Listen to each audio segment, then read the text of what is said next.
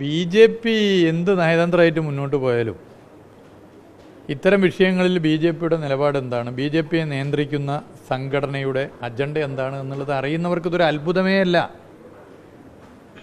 ആഭ്യന്തര ശത്രുക്കളായി കണ്ട 3 പേരിൽ ഒന്നാണ് മിഷണറീസ്. മതന്യൂനപക്ഷ വിഭാഗങ്ങൾ, മുസ്ലിം ജനവിഭാഗങ്ങൾ, അതുപോലെ തന്നെ മിഷണറീസ്, മാർക്സിസ്റ്റുകൾ, ഇവരെ ആഭ്യന്തര ശത്രുക്കളായി പ്രഖ്യാപിച്ചിരിക്കുകയാണ്. ആ പ്രഖ്യാപനം രേഖാമൂലം അവരുടെ ഗ്രന്ഥങ്ങളിലുമുണ്ട്.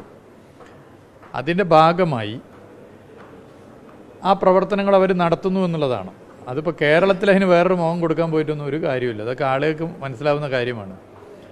കേരളത്തിൽ കേക്ക് മുറിക്കുകയും കേരളത്തിന് പുറത്ത് വേറെ എന്തെങ്കിലും മുറിക്കുകയും ചെയ്യുന്ന രീതിയൊക്കെ തന്നെ നാട്ടിലെ ആളുകൾ മനസ്സിലാക്കുന്നുണ്ട്.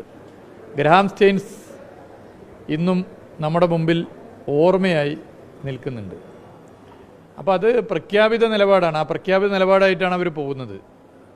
ഇത് നാട്ടിൽ പൊതുവെ ആളുകൾ മനസ്സിലാക്കുന്ന കാര്യമാണ്. ഇതിനെതിരെ എല്ലാവരും ഒന്നിച്ച് നിൽക്കണം. ഇത് ഏതെങ്കിലും ഒരു പ്രത്യേക മതവിഭാഗത്തിന് നേരെയോ അല്ലെങ്കിൽ കന്യാസ്ത്രീകൾ മാത്രം നേരിടുന്ന ഒരു പ്രശ്നമായോ അല്ല കാണേണ്ടത്. ഇതൊരു ഭരണഘടനാപരമായ പ്രശ്നമാണ്.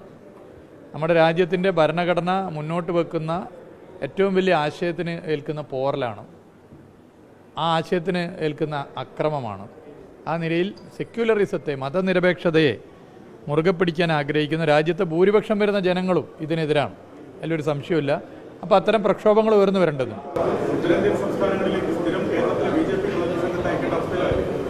ഉത്തരേന്ത്യൻ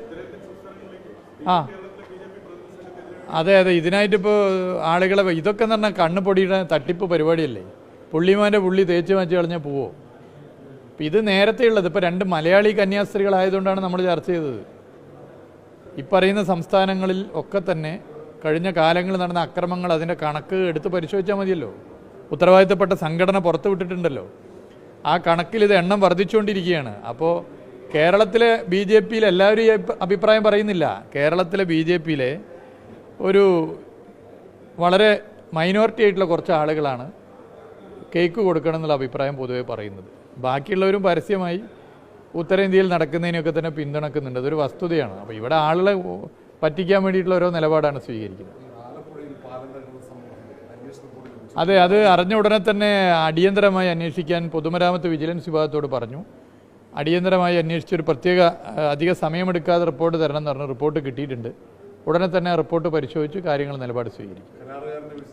അത് എങ്ങനെയെന്നുള്ളത് പരിശോധിച്ച് നിലപാട് സ്വീകരിക്കും. പോരായ്മയോട് ഒരു തരത്തിലും സന്ധ്യയില്ല. അതിൽ പോരായ്മ ഉണ്ടെങ്കിൽ ശക്തമായ നിലപാട് സ്വീകരിക്കും.